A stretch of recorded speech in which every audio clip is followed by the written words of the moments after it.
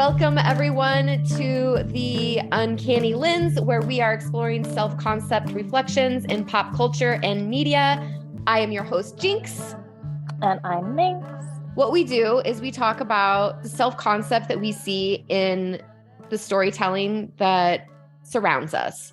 And that's usually in our media and in pop culture. What we're going to do today is talk about everybody's favorite coach, Mr. Ted Lasso. Ted Lasso.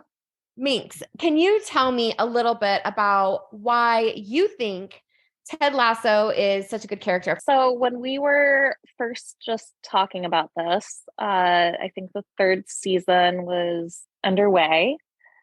And I had actually had the opportunity of being in London, in Richmond, when the third season was filming. And I was staying at a friend's house where the third season, there was like a scene being filmed at the apartment building that we were staying in. So I watched one of the scenes being filmed. It was a scene with Nate and his new girlfriend, Jade. And that was just really cool. And we both really love this show. We think it's got some really fascinating characters that go on interesting journeys within themselves through the course of this story, the 3 seasons that are out there. And I just have gone back and rewatched the first and most of the second season, and it's just making me more excited. I know there's been a lot of interesting feedback from, the media and critics and stuff, fan critics and professional critics. I guess people are professional critics. That's a weird thing to do, but anyway. About the last season. People don't like the last season. A lot of people, and I watched the last episode. The first half of it was not my favorite television I've ever seen, but did it all kind of wrap up neatly? Did it make me cry? Yes. Do I think that the characters went through amazing journeys of self-discovery? I do. I think that a lot of the best storytelling does that because it shows us what we can unlock within ourselves. Ted is an interesting character because he kind of comes to us with a really strong self-concept at the very beginning. He does do some self-work and he goes through some shit along the way, but he is a pretty awesome guy just to begin with, right? Yeah. I mean, so for anybody who doesn't watch Ted Lasso, it is a show on Apple TV. It's an American sports comedy drama is the way it's described. It's interesting because, there are a lot of different takes on it, right? I know it's won a lot of Emmys. It's been very highly regarded and people have gotten a lot of praise for the roles that they play. The actors and performers have gotten a lot of praise. As you said before, this last season was heavily criticized, but the way that I heard it criticized the most was like people talking about that it's so much longer than it used to be, that it used to just be like 30 minutes and now they were like 45 minutes to an hour episodes. And then I also started to feel like something that people were uncomfortable with was having to come to realize that Ted was not the perfect sort of example of a man that they had sort of built him up to be in the first couple of seasons. Well, I think that happens in the second season as, he starts experiencing panic attacks. There are going to be spoilers, FYI. So if you don't want spoilers, maybe don't listen to this right now. So I think Ted's an interesting character, though, because from my perspective, I feel like the show is about men learning how to love themselves and love other men, and like that being okay in the world where there's a lot of toxic and dysfunctional behaviors and patterns out there that kind of give them a different message. Yeah. And I think that's the reason that a lot of people were really drawn to Ted as a character, as him being a really good guy. I remember my ex-husband actually mentioned that he aspired to be like Ted Lasso, which was so interesting to me because I was like, Ted Lasso is a shitty fucking dad. Why does everybody aspire to be like Ted Lasso? Ted Lasso was a shitty fucking husband. Like, you know what I mean? From all the information that they were giving us about him, those were the conclusions I was coming to. And so it was interesting for me. Don't get me wrong. I thought he was a good coach, but it was interesting for me to see that he was willing to sort of like, I mean, he needed his space for whatever he needed to do. And at the end of the show, he went back to doing what, was what he felt he needed to do, which was be a parent, right? To his child. So I felt that was a really interesting, like, come full circle for me based on like my initial judgments of him as a character. At the beginning, he ran away. Yeah, absolutely. Which, as a person who has gone through some really fucked up things, I understand needing space sometimes. Same. I don't have children though. So I don't know what that's like when you have children.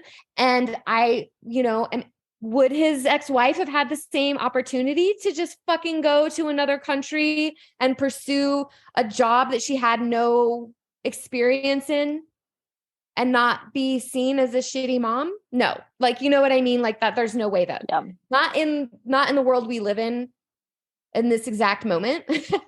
I've never spent a night away from my child, but her dad definitely has. Well, and that just goes right there. Let's just start with Ted's self-concept that he could even fucking do that in the world, that he could even leave his child and go across the world to another country and to do what he did. Like, he has a self-concept that allowed him to be able to manifest that into his experience. And he grew from it, which is to say all of our experiences in life lead to that if we take the opportunity to learn from them, right? But I'm more interested in some of the other characters. Nate is a fascinating character as far as I'm concerned. Jamie, fascinating. Roy. Roy too. There was this scene though of him in doing an ice bath in a garbage can. And, I've got a toddler, so Sesame Street is something that we know. And just how it evoked Oscar the Grouch before I was cracking up about that before Ted even said oh, you look like a brunette Oscar the Grouch or something. But that to me was so funny as Roy as this grouchy grump, but he is also pretty fascinating to me. And, Rebecca too, because she was trying to fit into this world of men, and her healing journey was embracing her vulnerabilities too. And I think that's kind of what a lot of the message was. You're allowed to be vulnerable, you're allowed to be silly, having fun with just discovering yourself and getting better and healing as a human. I think Ted does a really good job of inviting this into other characters, even if he isn't always doing that himself, right? Yeah, I think that's part of the reason that the characters have a chance to be successful in their self-growth is because they have support and community. And that's not how it starts, right? They do start off very fragmented. And something that I actually want to say, so I don't forget about Rebecca, one of my favorite parts of her self-concept journey was in I can't remember which episode it was. It was one of the last 3 where they're talking about the International League or whatever. Okay. She's the only woman at that table. Right.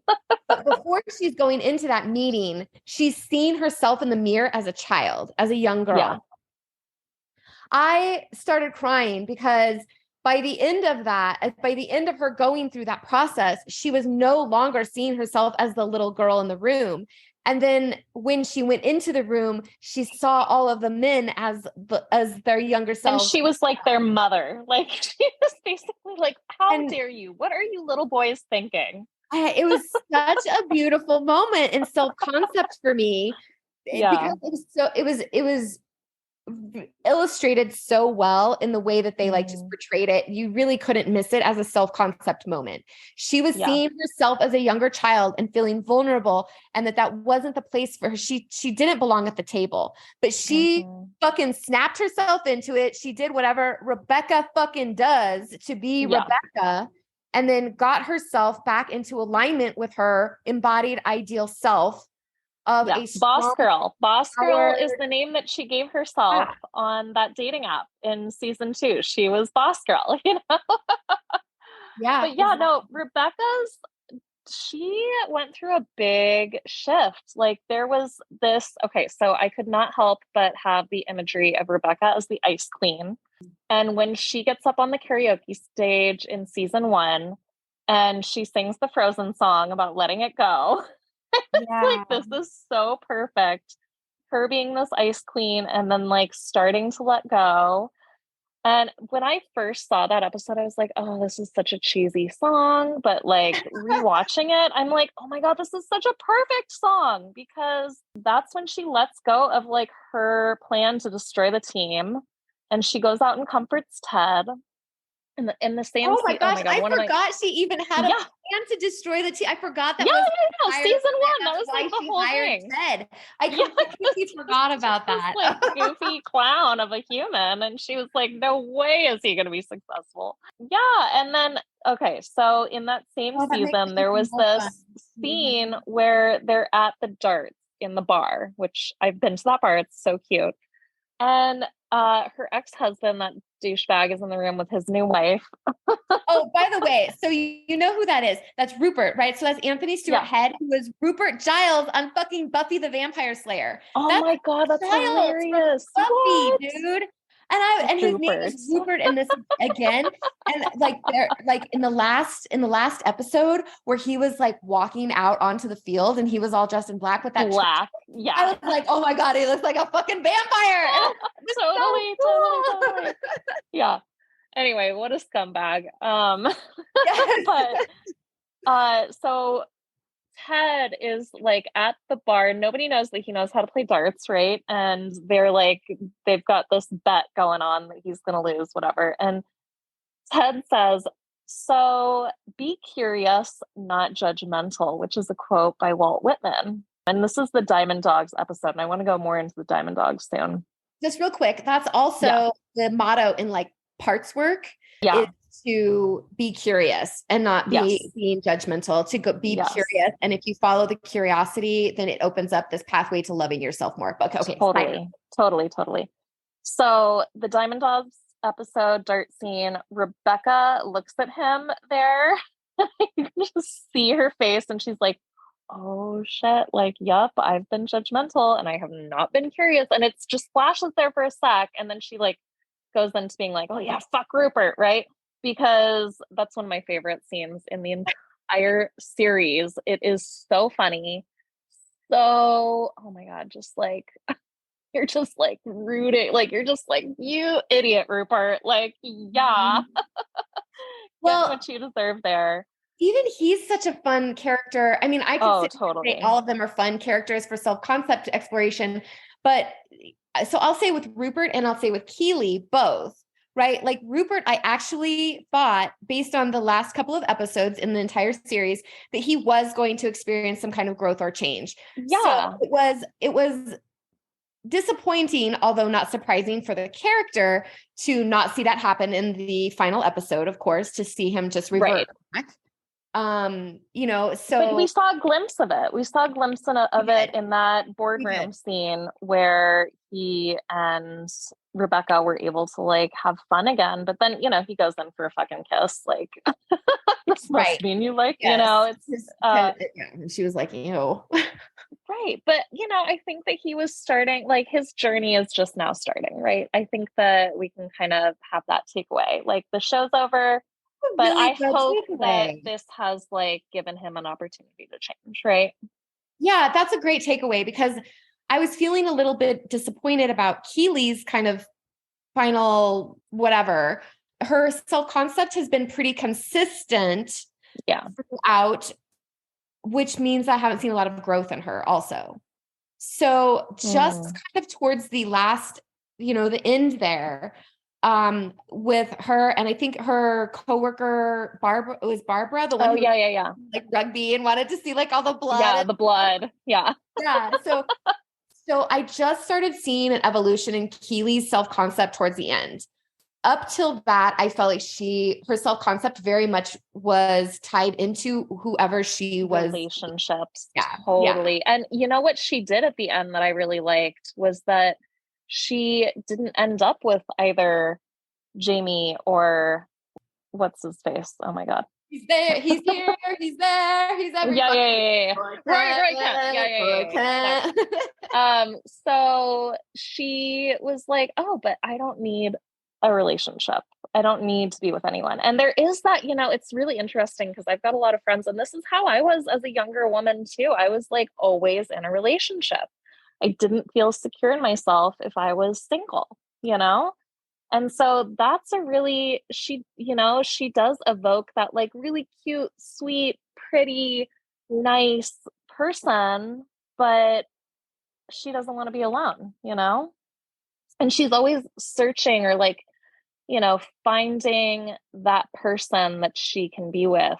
Like it's always it's always convenient for her. It's always easy for her, but she doesn't challenge it, until the end. She's like, oh wait, I get to choose. That was so funny. The boys were like, yeah, we're gonna let you pick. It was funny. Like, well, because at first I was sitting here like, are they for real fucking like saying that to her? And she's like, so you mean I get to choose? And Jamie was like, yeah. And I was like, how is she not picking both of them out of her house right now? And then she did. And so I was like, that's amazing. Well, because it hasn't felt like she had a choice in the past. It's just like, oh yeah, like I want you, so now you're mine kind of thing, for the guys. Well, yeah, it was sort of like they sort of were brought together, and then but it was the same thing with Jack, honestly, too. Yeah, exactly. Kind of just came into her life and they just kind of fell into each other. And until it wasn't easy anymore, and then they left. Yeah. And so Keely was learning that it's like, oh, it's not cool for me to be myself. Like I have to be perfect all the time or else they're going to leave me, Well, and she also kind of got a little like, she was starting to work on her self-concept when she was with Jack and starting to come into more of this like female entrepreneur type of like version of herself, and was continually undermined, which makes me think that's because she didn't feel she was valuable or worthy yet. Like her self-concept. I personally feel that Keely's character's self-concept was rooted in this like idea that she doesn't have much to offer except her looks. Yeah, exactly. And that was what played out in her character's behaviors, choices, and what we saw play out in her life until she decided to change that, which was, unfortunately at the end of the show. So we don't get to see, I mean, I don't know, maybe they'll do a spinoff. So we will get to see something, but I absolutely loved the end where she went into Rebecca's office with the binder full of the idea for the female league. Yeah. And I loved seeing their relationship and friendship grow. I loved that it was not drama, that it wasn't catty, that it was just a really healthy female relationship. I really loved Keely's character because it was very relatable to me as a younger woman. So I think that I'm glad that they brought that character into the show because it is so male focused. The cast is mostly male and a lot of the lead characters are male. And so that felt really good to have like two interesting, strong, or at least like positive female characters. And you're right, like their friendship was really beautiful. So that was one of my favorite parts of the show, I gotta say. But yeah, let's talk about Nate.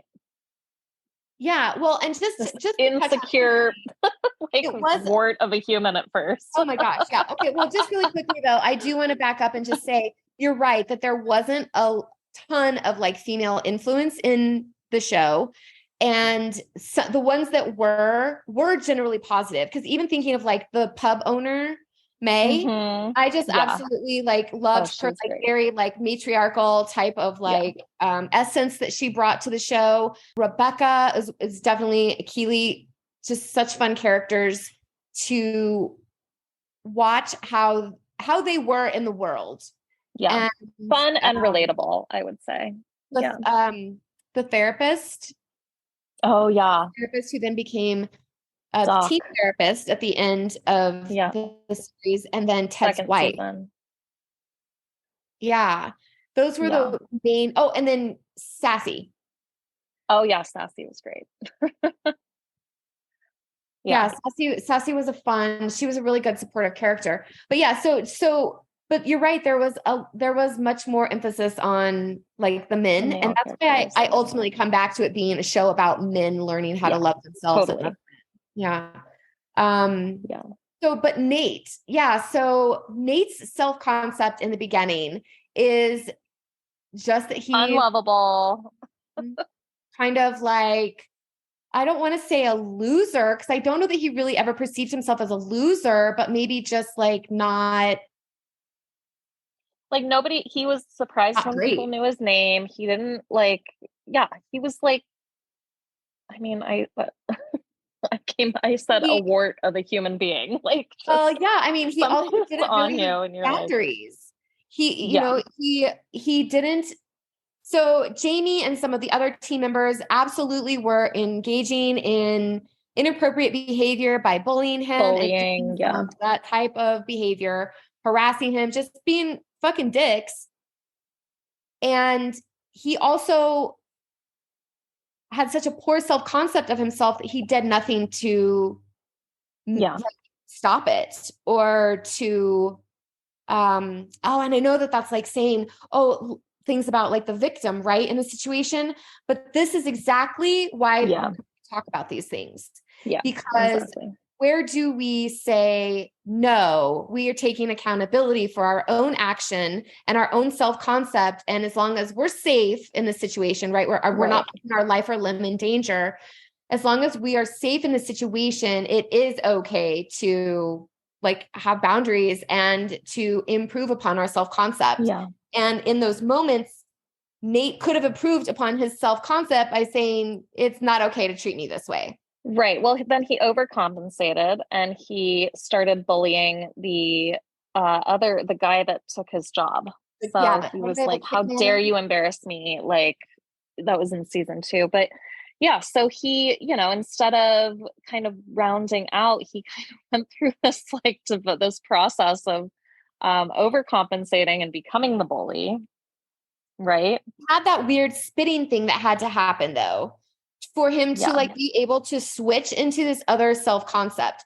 And so this is a really important key. Like his thing was spitting in so in our, another show we've talked about off air has been Everything Everywhere All at Once. And so they also have to do something, right? Like the paper cuts or whatever with the eyeballs or whatever they have to do. Yeah.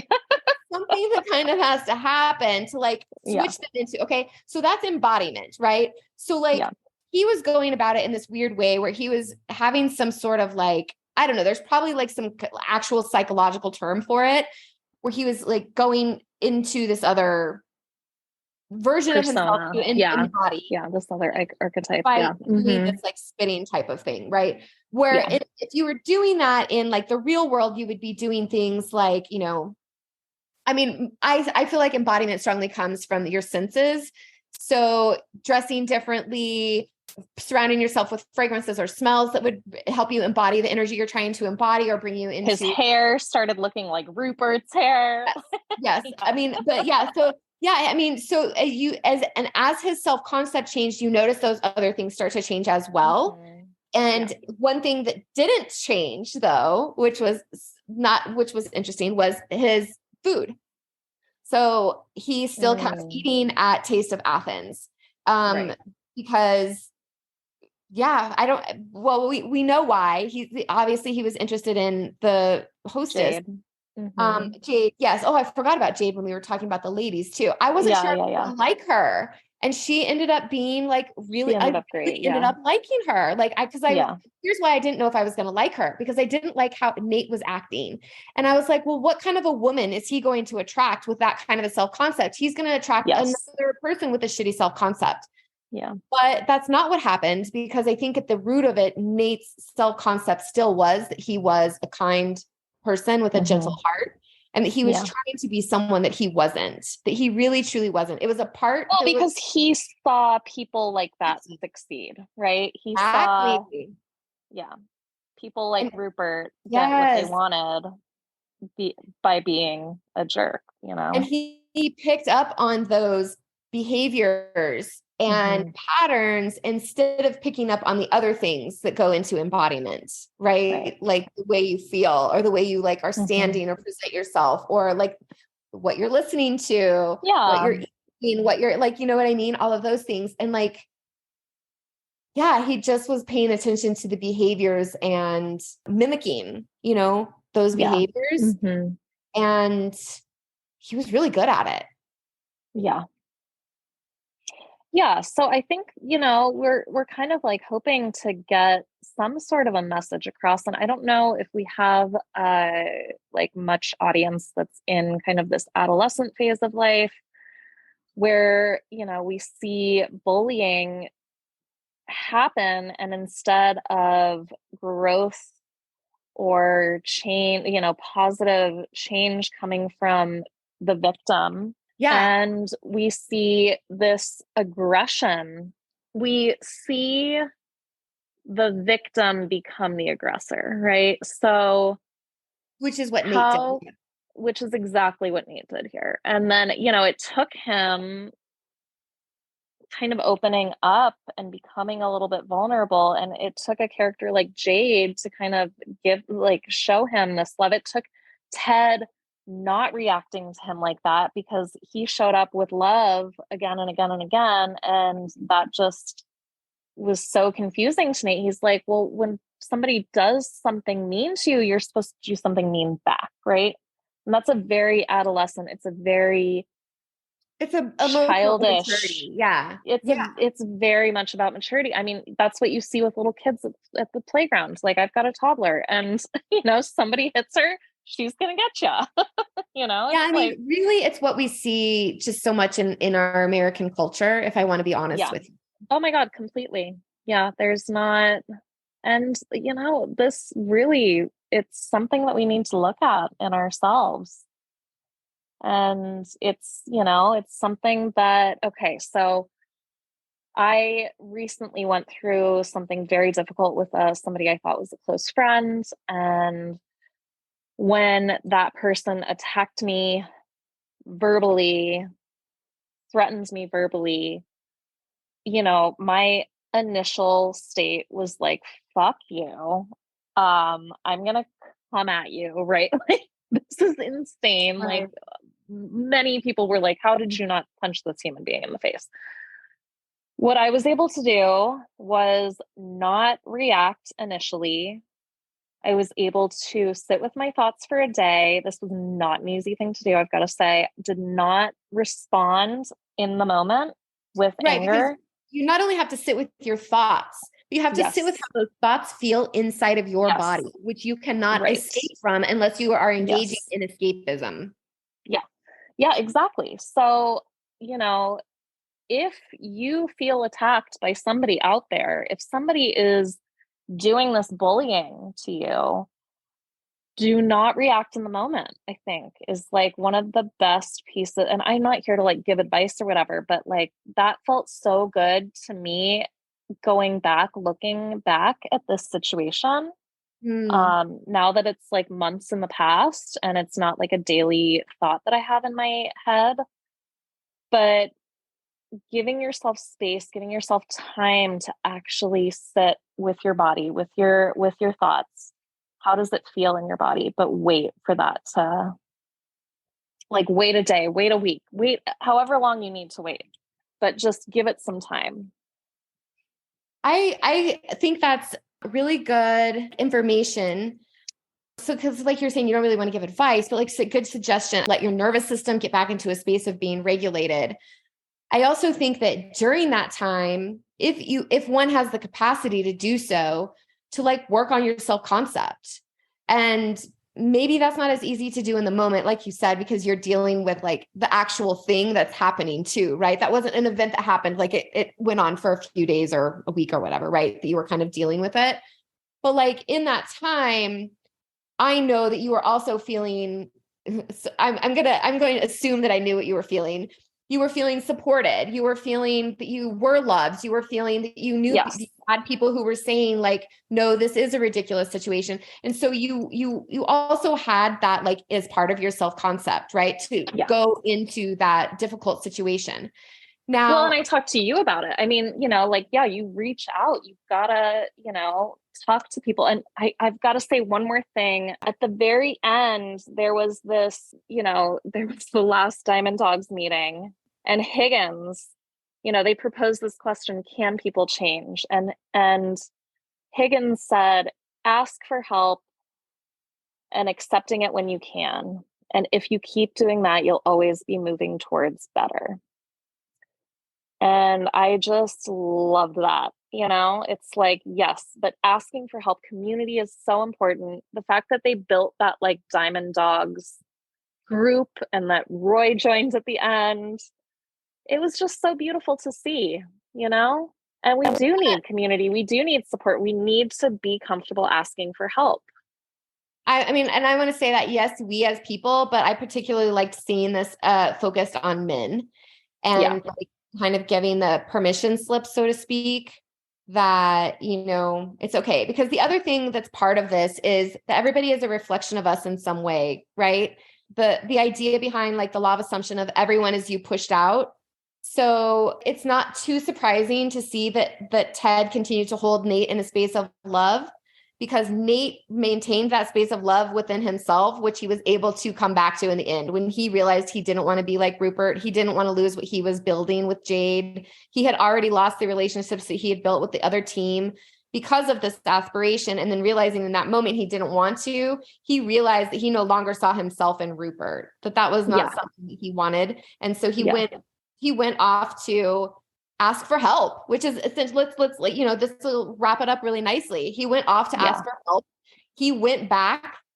He took accountability for what he did wrong. Because even though he did start off as the victim in this story, he was not the victim. He had a poor self-concept. He worked on his self-concept. He came to love himself more. That improved his relationship with his parents. It helped him go on to improve all of the relationships, heal the relationships that he had destroyed, and let go of the ones he didn't need. I mean, it's almost as if like, and even in the show, he says, that it really wasn't about Ted. It wasn't about Ted Lasso. It was about all of them. It's about all of us. And I loved that the show gave us all the opportunity to view this through some of my favorite media is telling these stories of men loving men. And I'm just really grateful that we got to experience that with the show and as a culture. And I encourage our listeners to definitely reflect on their own self-concept when it comes to not only Ted Lasso and the characters that we experienced and discussed in this podcast, but in other sources of media that you may be consuming. We're, of course, going to be talking about all sorts of other TV shows, movies, books, plays, music through our podcast. Go inside and sit with yourself and some of those feelings and see which character do you relate to and what feels really good. In the meantime, thank you so much for tuning in. Make sure you subscribe, leave reviews, and share this podcast with others that you think may be on a healing journey. You can reach out to us on our social media handles. You can find us at uncannyoccasions.com and Uncanny Occasions on all socials. Minx, do you have anything else that you'd like to add as we wrap up for this podcast today? No, I'm just really glad to be here. And I feel very fortunate to have this friendship and this relationship with us in my life. And I just love talking with you. This is just so fun. And that makes me feel really good to know that having fun can be a part of the healing journey. Yay. Yes, that makes me feel good too. And I hope that all of you listening are feeling really good as well. So until next time, work on your self-concept and make sure you're being like the best version of you. We'll see you soon. Okay, bye. Bye.